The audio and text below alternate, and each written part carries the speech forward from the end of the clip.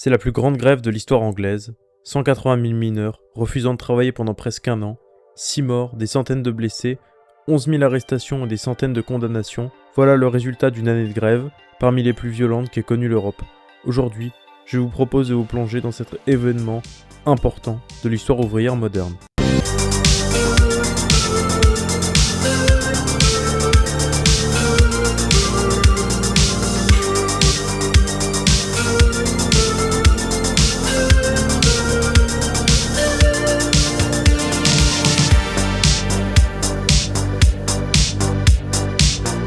Tout d'abord, un petit peu de contexte. En 1979, Margaret Thatcher est élue première ministre. Conservatrice assumée, elle hérite d'un Royaume-Uni dans une situation tendue. En Irlande, la guerre fait rage, l'IRA multiplie les attaques pour réclamer le rattachement de l'Irlande du Nord à la République d'Irlande. Des mouvements sociaux viennent réclamer les droits civiques pour les catholiques irlandais, largement défavorisés par l'État britannique, celui-ci avantageant les descendants de colons protestants.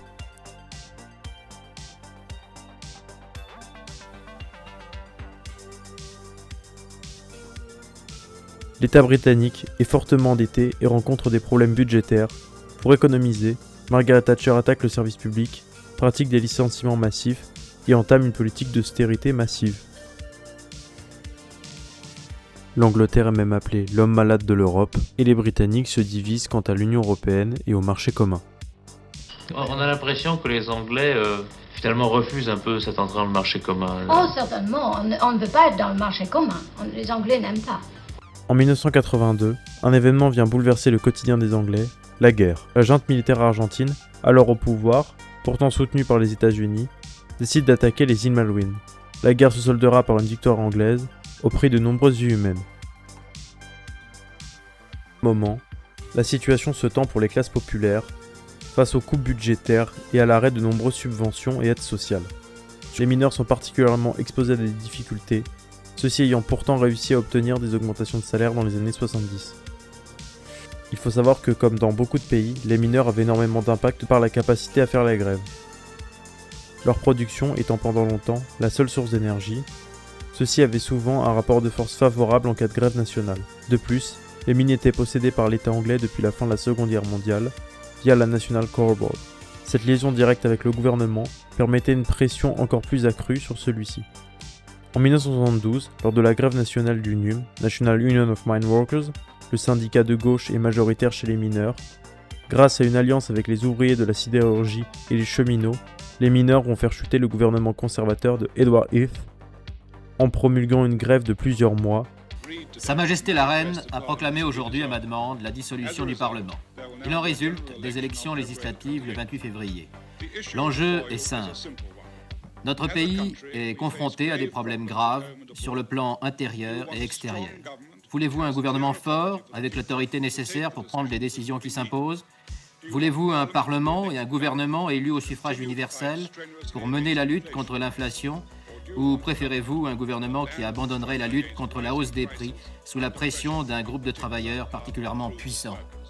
Le recours à la tactique des flying pickets, ou en français piquets volants, des piquets de grève mobiles, choisissant des endroits à bloquer au dernier moment, permettant ainsi de déborder les forces de l'ordre en bloquant des usines, parfois des dizaines de kilomètres des mines dont sont originaires les grévistes. Cette grève va traumatiser les conservateurs et les forces de l'ordre britanniques, ceux-ci se rendant compte de la capacité des travailleurs à établir un rapport de force leur étant favorable. Cette peur des syndicats va pousser le gouvernement conservateur élu en 1979 à manœuvrer de manière à étouffer les syndicats pour que jamais une grève puisse à nouveau faire chuter l'un de leurs gouvernements. Thatcher prépara pendant plusieurs années sa vengeance anti-gréviste, celle-ci préparant des stocks de charbon le plus proche des centrales électriques possibles, faisant appel à des sociétés de transport routière, les cheminots étant trop syndiqués. Celle-ci, alors dans une politique d'arrêt des dépenses publiques, va malgré tout investir dans une police anti-émeute, prenant pour prétexte les troubles en Irlande du Nord. Le gouvernement va développer également les extractions de pétrole en mer du Nord et la production d'électricité via celle-ci, en plus d'un programme nucléaire assez poussé. Elle va recruter, en tant que chef du secteur public du charbon, un certain Ian McGregor, industriel américano-écossais ayant déjà fait ses preuves dans le démantèlement de l'industrie sidérurgique publique anglaise, la British Steel. Son rôle va être de poursuivre la politique de destruction progressive des puits de charbon britanniques.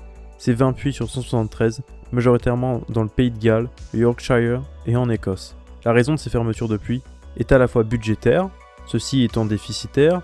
The only thing that matters is whether we can produce coal at competitive prices. The competitiveness of British coal is restricted because of the low level of government aid to the industry. Britain receives the lowest subsidy per ton of coal of all the common market. Mais également d'un point de vue politique et psychologique. Margaret Thatcher compte sur un échec de la grève qui va suivre la fermeture de ces puits pour pouvoir massacrer les syndicats anglais. The coal board and the government together believe that if they can smash or if they can inflict damage upon the NUM, then they believe that they can take on the rest of the trade union movement in a much more formidable fashion. Face au gouvernement anglais se dresse le NUM, dont les plus politisés, proches de l'aile gauche du Parti travailliste, viennent de remporter la présidence, leur secrétaire général étant Arthur Scogill, fils de mineur, socialiste convaincu, surnommé par les médias The King Arthur, ou en français, le roi Arthur. Are you going to accept it down on your knees? Or are you going to stand and fight and oppose the closure and the butchery of your industry? Le 6 mars 1984, la National Coal Board annonce la fermeture des 20 puits, causant la perte de plus de 20 000 emplois. Les grèves commencent immédiatement dans les mines concernées par les fermetures et les débrayages suivent dans les puits environnants. Le 12 mars, la grève commence à l'échelle nationale. Cependant, l'acte de grève nationale n'est pas voté au NUM. Arthur Scogill, ayant conscience qu'avec une nouvelle loi promulguée par le gouvernement Thatcher quelque temps plus tôt, un échec du vote rendrait la grève illégale. Scargill va donc miser sur une multiplicité de grèves locales qu'en une grève nationale. Le 13 mars, c'est 132 000 mineurs qui font grève, mais 50 000 travaillent encore, notamment dans le Nottinghamshire, où la plupart des mineurs continuent de travailler, leurs mines plus modernes et plus rentables. Ceux-ci ne se pensent pas concernés par d'éventuelles fermetures. Le NUM va donc massivement faire appel au fameux Flying Picket pour bloquer les mines du Nottinghamshire. La police anglaise, réformée, dont beaucoup d'officiers ont récemment été augmentés, plus réactive et mieux formée face au Flying Picket, va intervenir pour débloquer de nombreuses usines. Le 15 mars, David Jones, jeune mineur de 24 ans, meurt dans les affrontements. Dans le Nottinghamshire, les affrontements sont très conséquents. De nombreux mineurs sont qualifiés de scabs, l'équivalent du terme jaune dans l'argot ouvrier français, c'est-à-dire des ouvriers continuant à travailler alors que la grève est conduite. Les femmes de mineurs apportent un soutien énorme aux grévistes, elles forment des comités de soutien permettant de collecter des fonds, participent aux piquets de grève, forment des banques alimentaires, les écoles et les églises se transforment en réfectoires, elles permettent de redonner du moral aux mineurs et de s'occuper des enfants. Un soutien international est donné, puisque des enfants de grévistes sont même accueillis en Italie, en Belgique, en Australie, en Suède et même en France, par des membres de la CGT. Aussi, les mineurs français de la région du Pas-de-Calais ont-ils décidé de les aider en recevant quelques-uns de leurs enfants dans leur famille. Le reportage de Isabelle Meuglin et Jean-Michel Destan. 10h30, Robert, 12 ans, entame sa 8e journée dans le Pas-de-Calais. Il vient du Yorkshire. Son père, mineur, est en grève depuis 21 semaines. À présent, pour Robert, c'est les vacances qu'il passe dans la famille de Rancy. Son nouvel ami, Laurent, est fils de mineur lui aussi. Depuis le décès de son père, Laurent vit seul avec sa mère dans une cité minière de la commune de Liévin. Entre la mi-mars et avril, les tensions augmentent, les condamnations de mineurs pleuvent, de même que les coups de matraque. Le nombre de blessés dans les affrontements est gigantesque par rapport aux standards britanniques de maintien de l'ordre. Les grévistes, prenant peu à peu conscience que les ouvriers de la métallurgie, ayant fait face à des vagues de licenciements et à des baisses de salaire, ne pourront pas suivre le mouvement. Le 18 juin, les cadres du NUM décident de bloquer une usine de transformation de charbon ordinaire en coke, forme raffinée de charbon utilisée pour carboner le fer et produire de l'acier, à Orgreave.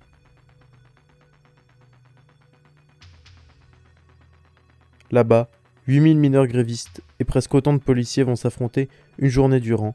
Les affrontements sont particulièrement violents. 123 blessés, 95 arrestations. Arthur Scogill sera notamment blessé et même arrêté par la police.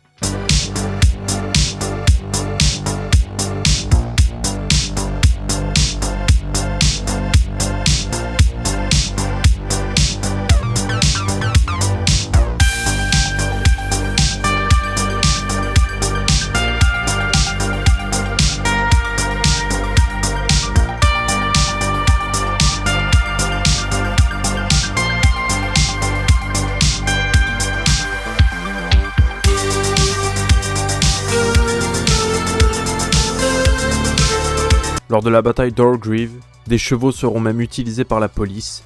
Ils feront de très nombreux blessés et choqueront, encore plus que la répression jusqu'alors, l'opinion publique anglaise. À ce moment-là, Margaret Thatcher va tenir une déclaration des plus choquantes. Ce qui signifie en français: vous vous souvenez de l'ennemi de l'extérieur dans les Malouines, mais nous avons toujours un ennemi de l'intérieur. Celui-ci est plus difficile à combattre et plus dangereux pour la liberté. Défaite à la bataille d'Orgreave, couplée à une condamnation du NUM, rendant la grève illégale à cause du non-vote de la grève au niveau national, amorcera un tournant dans le mouvement. À partir du mois de novembre, le gouvernement britannique va multiplier les primes et les hausses de salaire pour convaincre les mineurs de retourner au travail. De plus en plus de mineurs sont poussés par l'hiver 1985 à reprendre le travail. Au mois de février, ils ne sont plus que quelques dizaines de milliers de grévistes. Généralement, dans les mines concernées par les fermetures. Le 3 mars 1985, le NUM vote la fin de la grève, 91 voix contre 98.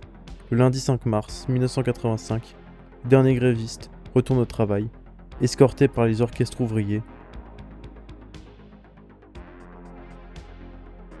Alors je vous conseille cette super vidéo de Vice. Ils disent bien que certes les ouvriers ils perdent la grève, ils sont défaits par le gouvernement Thatcher, mais ils ont gardé leur dignité. Donc merci d'avoir regardé cette vidéo, elle m'a nécessité beaucoup de travail. Si j'ai fait une pause pendant un petit bout de temps, c'est parce que mon téléphone était cassé et que mon ordi avait des gros problèmes de bugs qui surchauffaient vu que c'était la canicule. Du coup j'ai pas pu trop faire du montage. Je reviens avec cette vidéo là, et pour ceux qui me suivent sur TikTok, allez me suivre là-bas. Ils savent que j'ai refait un petit peu de vidéos, mais bon, pas grand chose comparé à avant.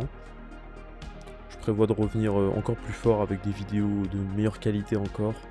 Et voilà, c'est tout.